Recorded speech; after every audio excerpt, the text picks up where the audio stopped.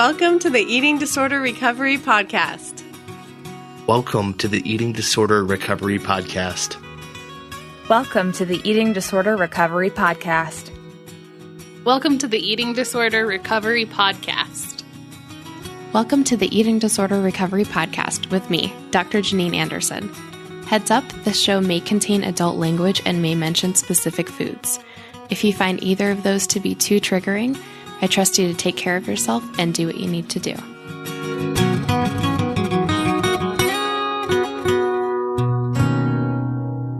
This podcast is sponsored by ED Care. ED Care has provided PHP, IOP, and outpatient treatment for all genders 18 and over since 2001.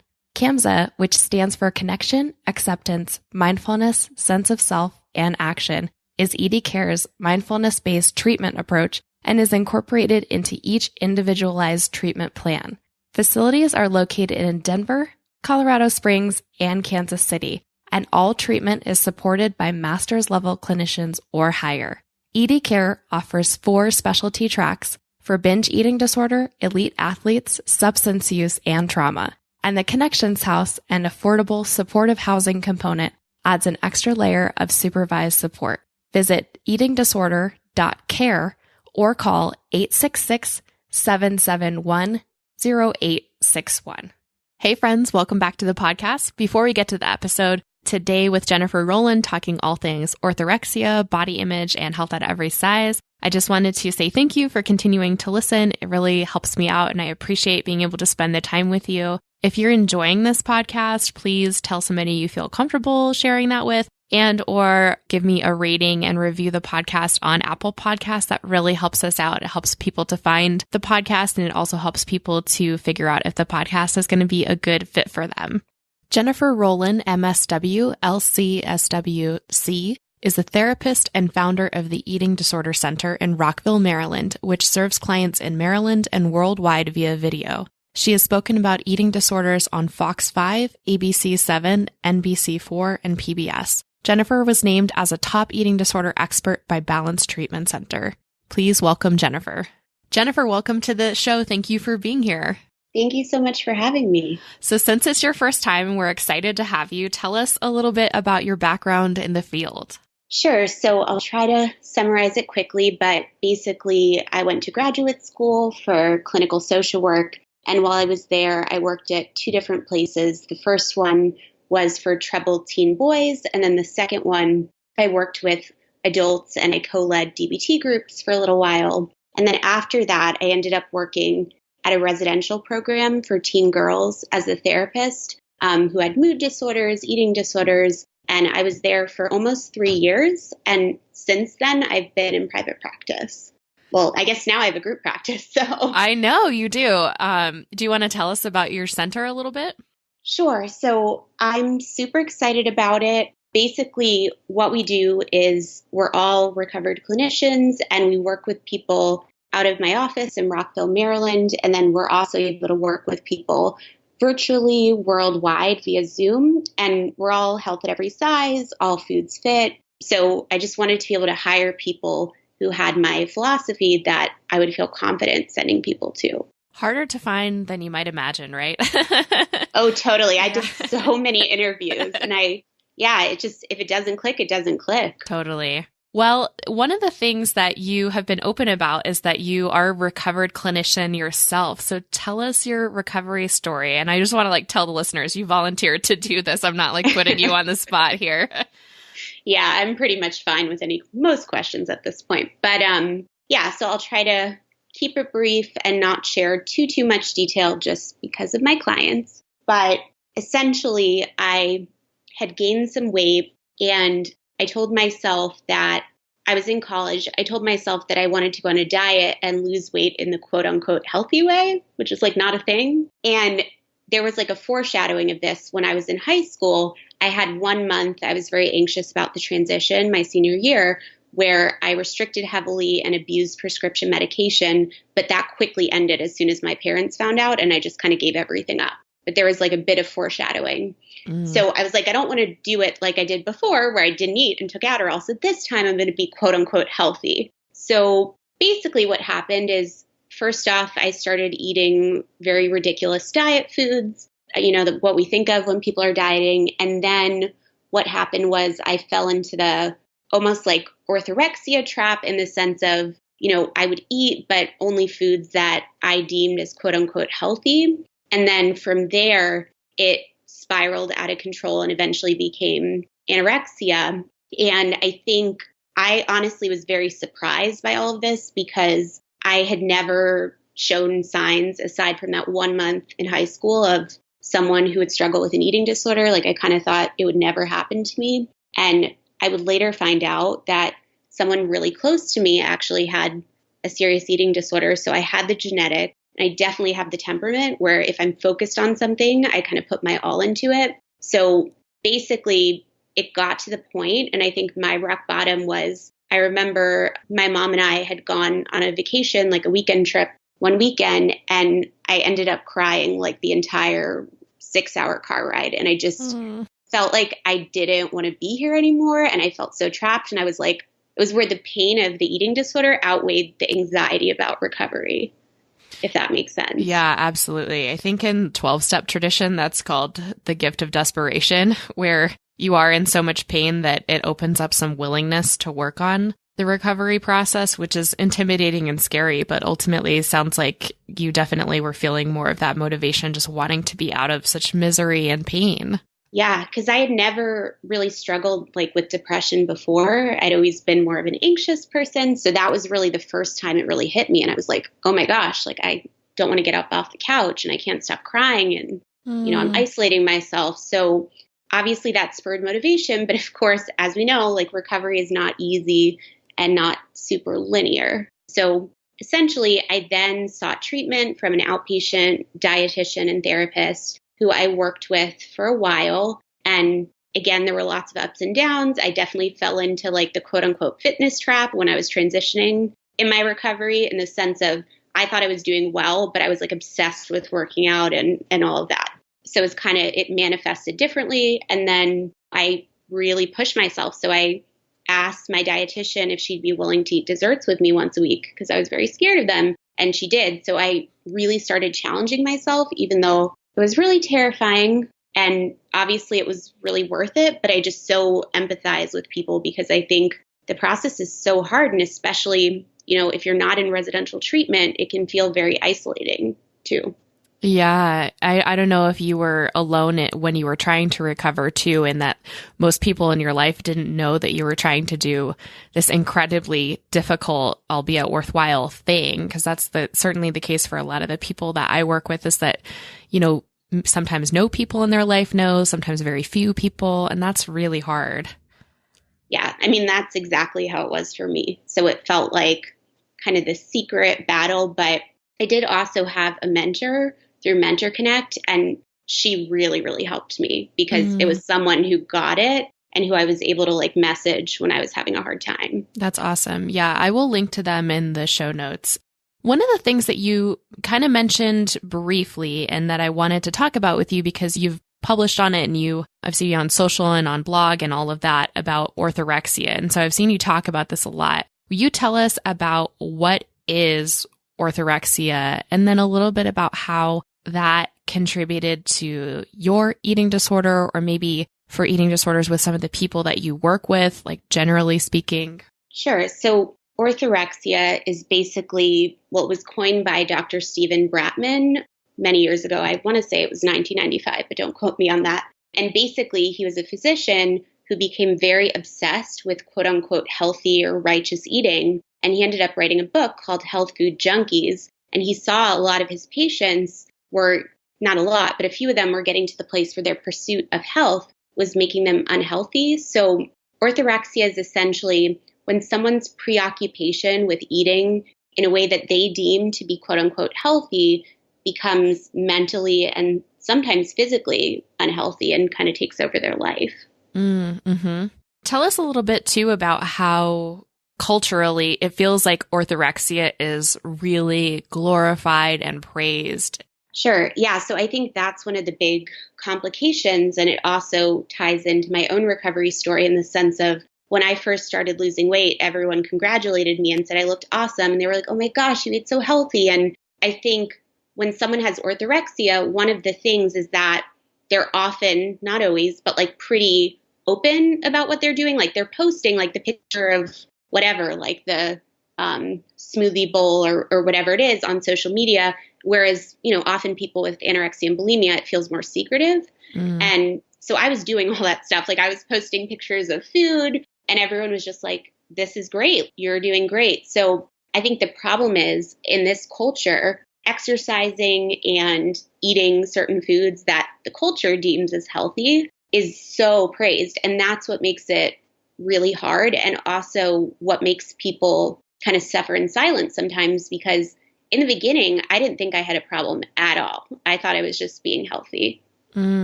What made you realize, or maybe what helps your clients realize that maybe the line has crossed over from thinking about what you need in terms of nutrition to veering into orthorexia or even just being too rigid about food? Yeah, so I've been on both sides of the coin. I was the classic dieter for a little while, and then there was like clearly a switch that was flipped. I don't think it happened overnight. But the difference for me and what I see with clients is that, if you're on a diet, or which I don't recommend, but, the average dieter, they might go out to eat and they don't have the food on the menu that fits with their diet, but they're like, whatever, like they're able to have some flexibility. And it's like one part of their life that's sucking their life away, but it's not their whole life. And for me, when the switch flipped, food, instead of being like one thing in my life, it became my entire life. And this is what I see with clients. They're Googling nutrition information, spending hours thinking about what they're eating, how much they're exercising, and counting their macros or whatever their rules of their eating disorder are. And it really starts to take over your whole life and often like isolate you from people. And I think that's where it crosses over the line. And then like you mentioned too, we also want to look at this idea of rigidity. So, if somebody is, let's say, going on a camping trip with their friends, their quote unquote healthy foods are not available, are they able to be flexible? And often for people with orthorexia, they're very rigid, and there's not a lot of flexibility as well. Oh, I guess the last thing I was going to say, and typically they start cutting out foods and then the lists can get smaller and smaller. Right. And one of the things I think too that you can't see from the outside, but if you are somebody who's dealing with orthorexia, you have so much fear about food. So if you deviate from those foods that in your mind feel safer or more healthy or whatever the language is around that it's really scary to veer outside of those really narrow boundaries. Yeah, no, exactly. And I think that's part of what made my and often my clients' relationships suffer, because I no longer wanted to go out to eat with my friends because it was so anxiety provoking. So that's one way that it kind of keeps you trapped. Yeah, definitely. Can you speak a little bit more about how it took up a bunch of space in your mind and your heart? Because I think that that's one of the most telling signs that something's not going well in your relationship with food, is if that is really taking up the bulk of your heart and your energy and your thoughts. Yeah, and I see this with clients all the time. Sometimes I'll ask them from 0 to 100%, like what percentage of your day is thinking about food in your body? And often it's when they're really struggling, 80 to 90%. And that was the case with me.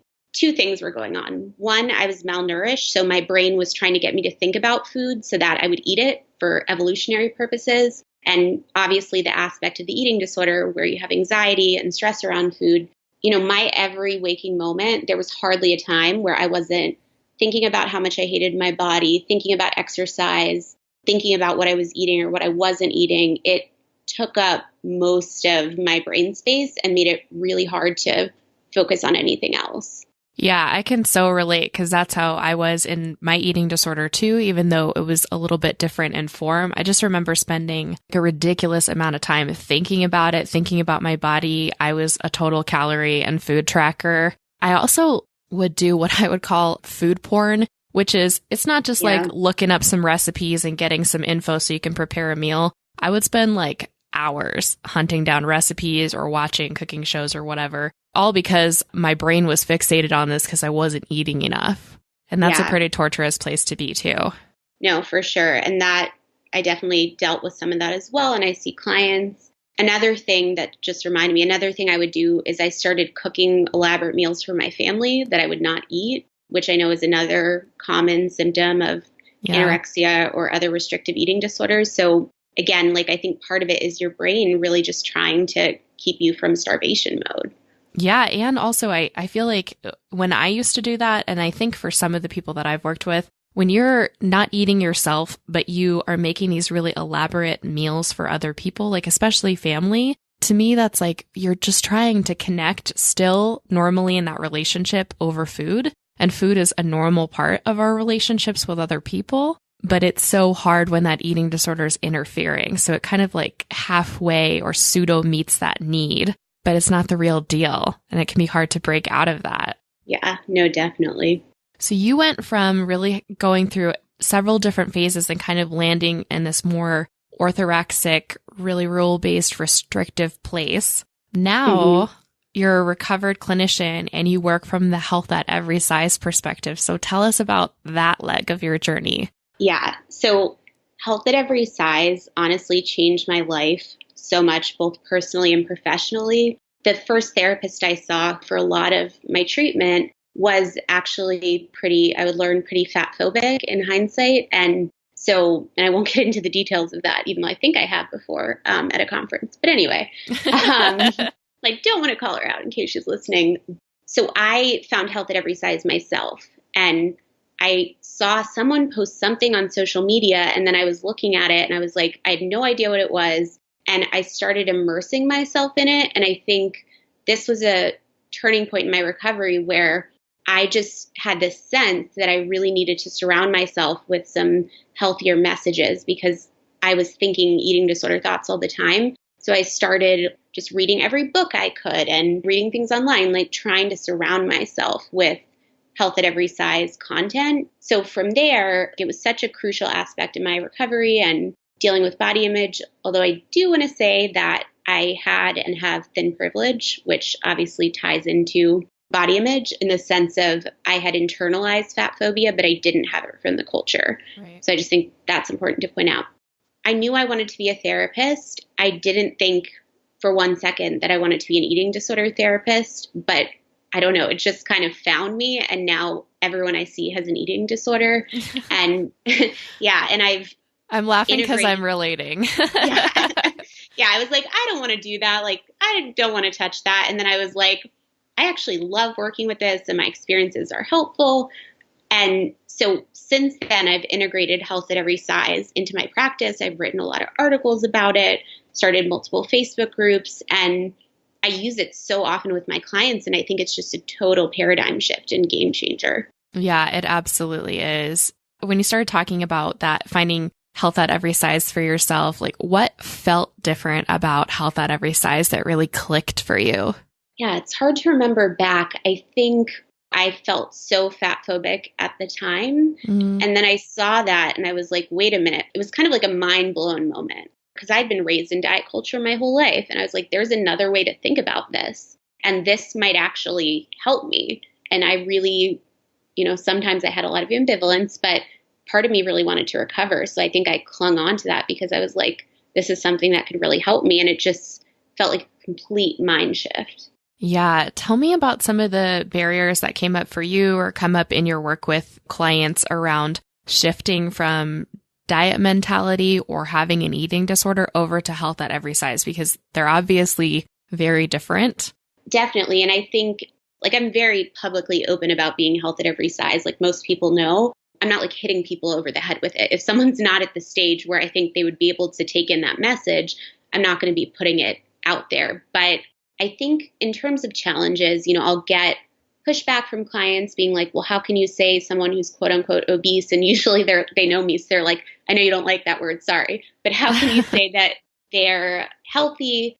I kind of dispel some myths around it because I think the popular public conception among some people is that health at every size is just saying screw it and not caring about anything and just doing whatever and just not giving any self-care to yourself. And I think that's kind of the opposite of what it is. Yeah. Tell us a little bit about what it actually means, because I feel like health at every size, very similar to intuitive eating, gets misinterpreted sometimes, just in the same way that people will say, you know, intuitive eating means you can eat whatever you want, and like you can. It also means that you care about nourishing your body too. It means holding both of those things. So tell us about, what do you think Health at Every Size is actually trying to get across for recovery?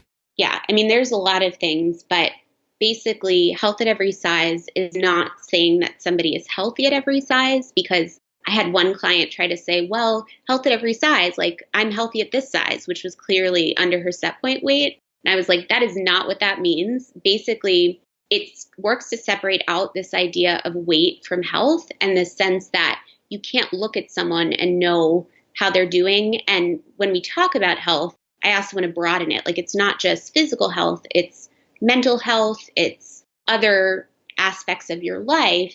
So that's one component. And I also want to point out that health is not like a mandate either. And some people live with chronic illnesses. So we don't want to make health like the new barometer of your worth. Right.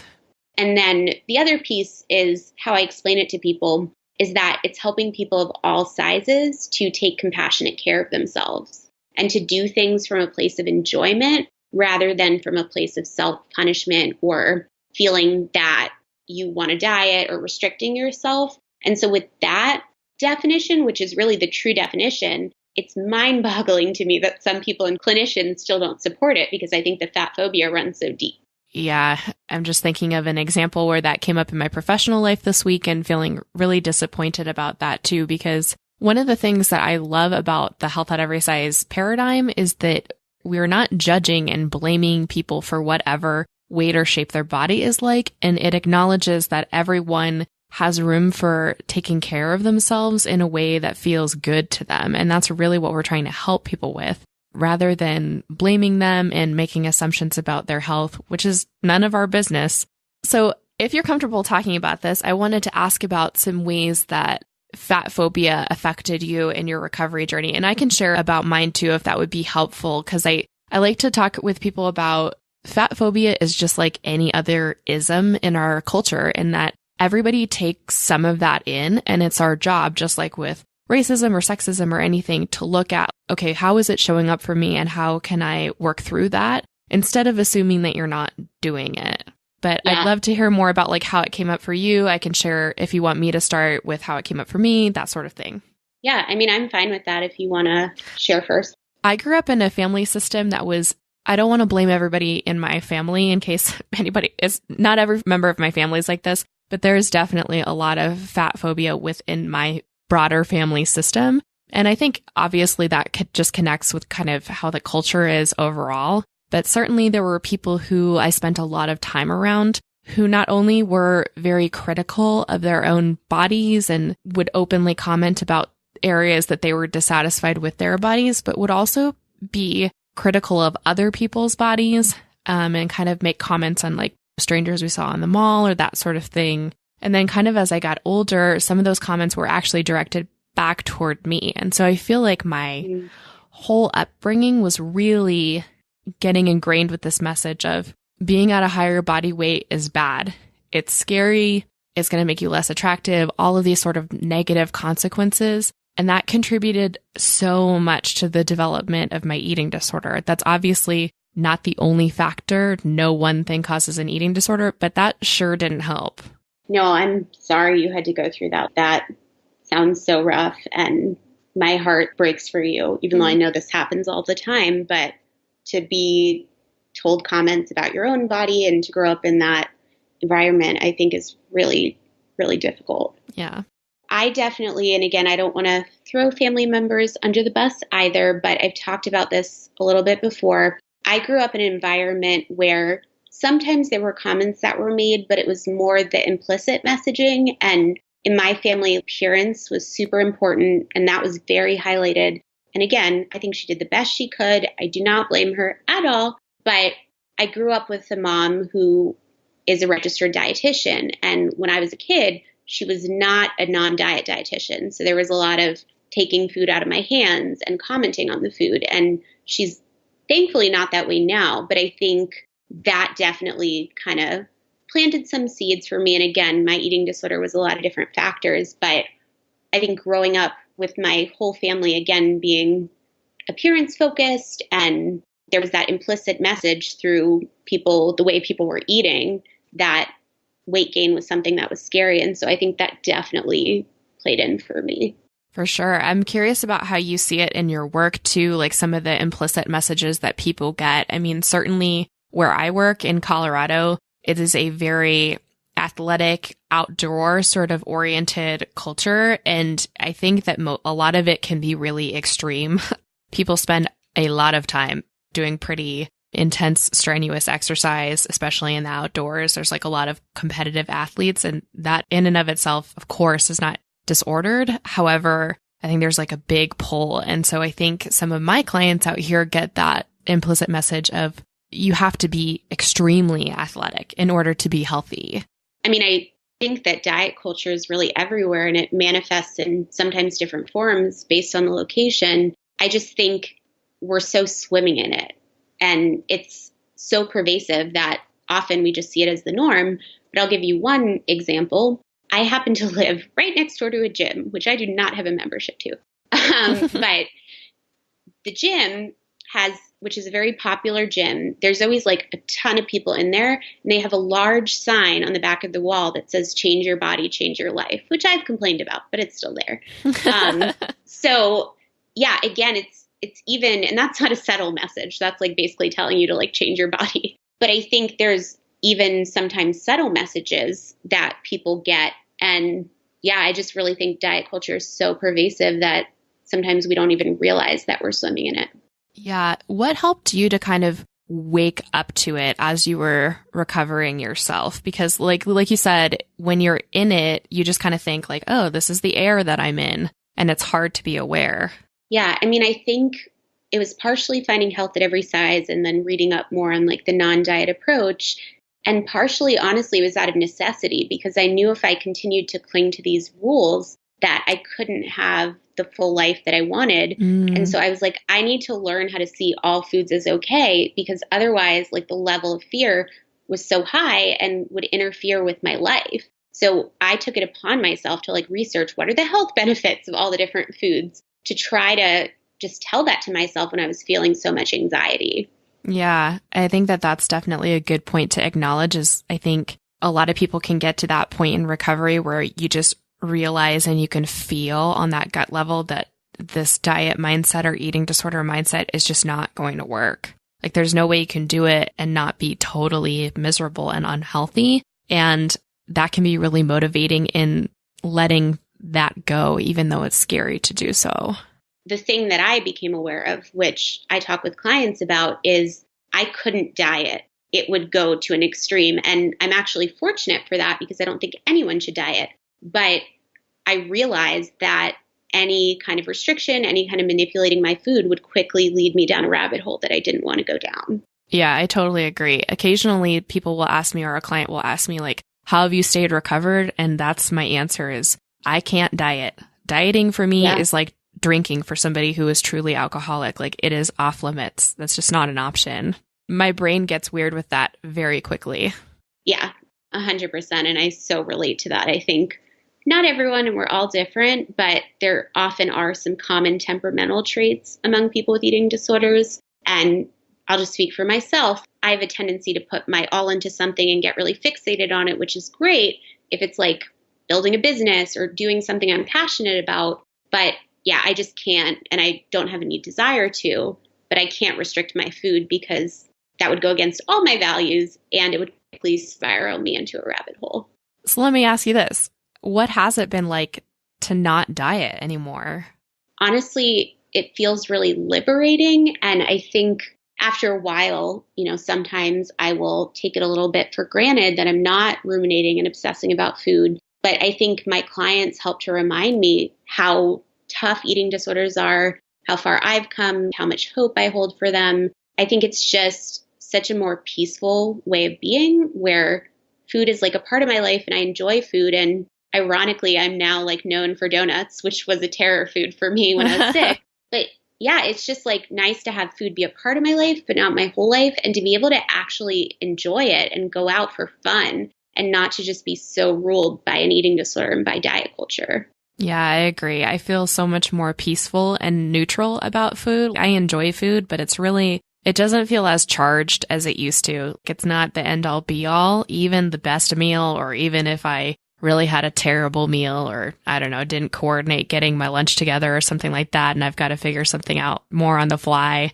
it just doesn't feel so extreme. And it's become such a small part of my actual life, despite the fact that I'm an eating disorder therapist and I do all this stuff. One of the things I did want to make sure that we touched on too was that not for everybody, but for a lot of people, body image plays into the development and maintenance of their eating disorder. And improving your body image can be really challenging during recovery. What are some of your tips for improving body image? Yeah, so many. I will try to keep this short. Take your time, expand as much as you want. So kind of like I talked about before, and again, I just want to point this out quickly, the way that we treat body image, I don't want to say it's different for different people, but when somebody's in a larger body, we also have to take that into consideration, that it's not just like all in their head, that people are making comments about them. And it's not to say, I mean, thin people can struggle immensely with body image and it's heartbreaking, but they're not reinforced by the culture directly over and over again. So I think we need to take that into account. And then, okay, so one thing would be kind of like I talked about, how we're swimming in this diet culture soup. We've internalized the thin ideal for many of us since childhood. So one step is to really start to counter condition yourself, surrounding yourself with podcasts like this one and other podcasts, and reading articles. And another thing I love to do is assign clients to follow people of diverse body shapes and sizes on Instagram who are just like living their best lives, because that is actually like one of the biggest research proven ways to change body image. And that was something that was helpful for me. And another thing is to kind of start to cultivate an awareness of the thoughts, because I think sometimes we're thinking things and we're not thinking so much about it, if that makes sense. And so starting to pay attention to the negative thoughts you're having about your body, and then also asking yourself, I mean, there's a few questions here. So one, like, what am I actually afraid of when it comes to weight gain or whatnot, if that's a fear? Looking at what is the actual fear, what is underlying that? And I think that's important. And then the other thing is really starting to look at how body image can often be a language. The same way, the end of the day, I get home, I put on a comfortable pair of yoga pants. It can become something that's habitual, a routine, and it's easier in a way, quote unquote, to body bash than to think about other more painful things in your life. And I don't think that's conscious, but I think often it can happen subconsciously. So, one example might be looking in the mirror, thinking like, my stomach is gross and disgusting, and playing back through the day, like, was there anything that happened? And again, this is not always the case. There's different triggers, but oftentimes what I'll find is if there's a sudden shift and increase in negative body image, usually there are other events going on in the person's life that either are distressing, feel out of control, and I think they're using their body as a way to communicate some of those deeper things. Yeah, totally. I think that can be hard to tune into. And one of the things that I mention with people, and I think I've mentioned on the podcast, is I feel like our bodies get scapegoated so much for what's going on for us emotionally, in that it's just easier to have your upset feelings be about your stomach or your thighs or whatever it is, instead of it being about struggling with feeling lonely or going through a breakup or being from a difficult family, whatever that stuff is. Yeah, no, absolutely. And I think another big thing is also looking at, like, something I'll talk about with clients is imagining like we have a bunch of marble jars and only a set amount of marbles. And I ask them, like, how many marbles right now are in the body hate jar? Even if it's like 5%, that's still a 5% that could be used elsewhere, but often it's way higher than that. And so it's looking at this idea of, and this is something I also say, if people end up loving their body, great, but my goal isn't for people to fall in love with their body, it's for them to fall in love with their life and realize that there's so much more than their body. So starting to look at, if you could get some of that time and energy back, what would you want to pour it into? And kind of looking at the ways that body hate is both serving you and also not serving you.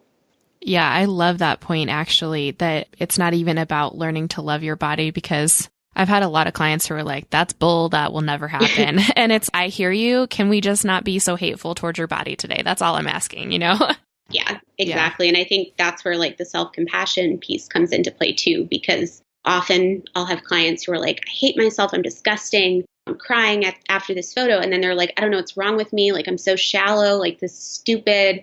And so they beat themselves up for beating themselves up. And that obviously makes things worse. So really trying to be compassionate with yourself that I'm not alone in this. This is really tough for me. And there are steps I can take. But right now, this is how I'm feeling. And I'm not going to beat myself up over it. Yeah. And I also don't think that I think it's reductionistic to say that being concerned about your body image or how your body looks in photos on social media or whatnot is shallow. I think that is too reduced and an oversimplified answer, because the reality is that because our culture is so appearance focused, it does matter. The way that we perceive other people in terms of their attractiveness affects things like how much they're going to get paid or how likely they are to get a job. So there are like real deal things going on behind why we wind up becoming so distressed over our appearance at times. And that's not being vain. It's in part acknowledging that there's some real messed up stuff going on in our culture that gets internalized and then sometimes played out in how we treat our bodies. I also wanted to talk a little bit about body image and health at every size. And I too want to acknowledge that I definitely have thin privilege. And so I'm aware in talking about this topic that I do have that, and wanted to just talk about how you think health at every size can be helpful for improving body image. And I also want to take a second to acknowledge not only people in different body shapes and sizes, but also people who identify, like, not all genders are treated the same in terms of their bodies, and people face legitimate discrimination from that. And so there are lots of reasons why people feel uncomfortable or unsafe in their bodies. And I just wanted to say that piece before we start talking about health at every size and how that connects with improving body image. Yeah, absolutely. And I think, a major shift for me and something that's important when it comes to health at every size and body image is recognizing that it's actually a social justice issue, that just like racism, classism, sexism, fatphobia is another form of oppression. So I think just having that awareness and realizing that there's a lot of industries that also benefit off the oppression of fat people. So the medical industry, the diet industry, the weight loss surgery industry. So they have a lot of financial gain vested in that. And I think another thing that can be helpful to think about is how body image ideals have shifted throughout time. And there are whole other cultures. There's a tribe in Africa where being the highest weight possible is seen as very attractive and people eat as much as possible. So recognizing that this thin ideal is really a cultural construct, and health at every size is really helping people to shift that. And I think it focuses more on what your body can do, body gratitude, doing things from a place of self-compassion and joy, and taking away the goal of weight loss. And it's not to say, I tell people, it's like when you're recovered, like your body, you might gain weight, you might lose weight, you might stay the same. I don't know.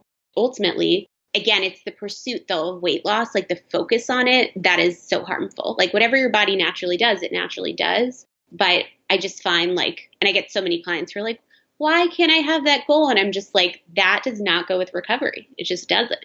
Yeah. I mean, Carolyn Costin's been saying that for I don't know how many years. Like you can't pursue weight loss and recovery at the same time, which is Absolutely. a bummer. I know a bunch of people are going to listen to that and their hearts just sank. And I'm sorry, but they're opposing goals.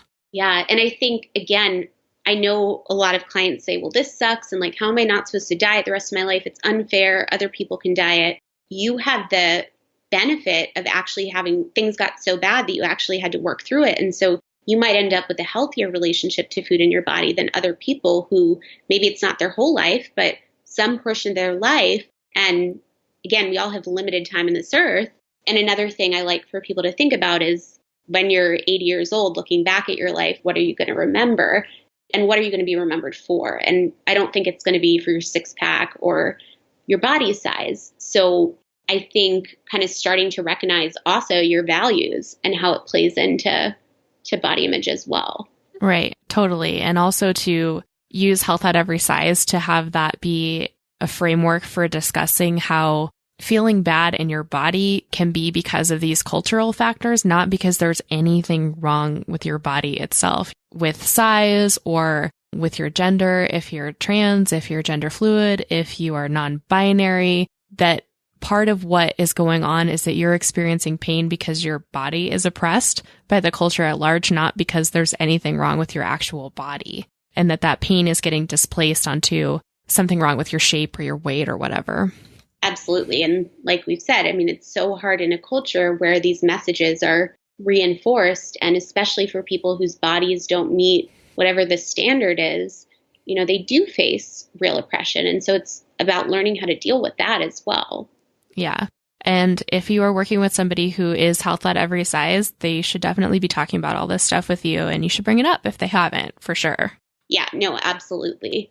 And I think more clinicians, it's getting increasingly more so in the HAES community, but more clinicians need to be looking at clients and their intersecting identities and how that impacts their recovery as well. Yes, absolutely. Because I think that really, especially us professionals in the field, we care that everybody deserves to have a more just world to live in all the different ways that their identity affects them. We do care, and we want to do better for that. Yeah. And just a quick aside, something else that I think is so interesting is this concept of, I live right outside in Maryland, right outside DC. So most of the people I'm Facebook friends with are pretty liberal. And, again, I'm not going to say anything about people's political party. You're free to go wherever you want with that. But a lot of people that I know on Facebook are very outspoken about racism and sexism. But then they might post like a fatphobic comment or joke. Mm-hmm. And so I just think it's so interesting that is a form of oppression, one form that's often really invisible. Yeah, I think it's the most socially acceptable form of prejudice, is that you can just say things about people in larger bodies, and you'll have the whole medical community and fitness community to back you up, which is unfortunate and screwed up. And that's why we're trying to change that. Yeah. And I think, unfortunately, we live in a world where there's just so much prejudice in general. And I think fatphobia is just another form that we really need to recognize, that the problem is not your body. The problem is your mindset. The problem is a culture where we're judged by the size of our body, where weight and health are intertwined. That's the problem. The problem is not your physical body. Totally. What gives you hope for people who are trying to recover, who are going to listen to this? So many things, but I think just this idea that I believe, that full recovery is possible. And I know that it can be really hard and that everyone's journey is unique and different. But first off, if someone's listening to this podcast, that shows me that there's a part of them that wants to get better, or they wouldn't listen. So really working to access, your true self, the part of you that wants to get better, and strengthen that. And I just see so many people recover, and that's what keeps me in this line of work. Me too. Well, thank you so much for being here. Your insights about all the things that we talked about, body image, HAES, orthorexia, were awesome. Thank you so much for being a part of the podcast. I'm going to link in the show notes, of course, to everything, but where can people find you or your treatment center if they want to connect with you? Sure. So the website is www.theeatingdisordercenter.com. Awesome. I will leave all that in the show notes. Thanks so much. Thanks so much for having me.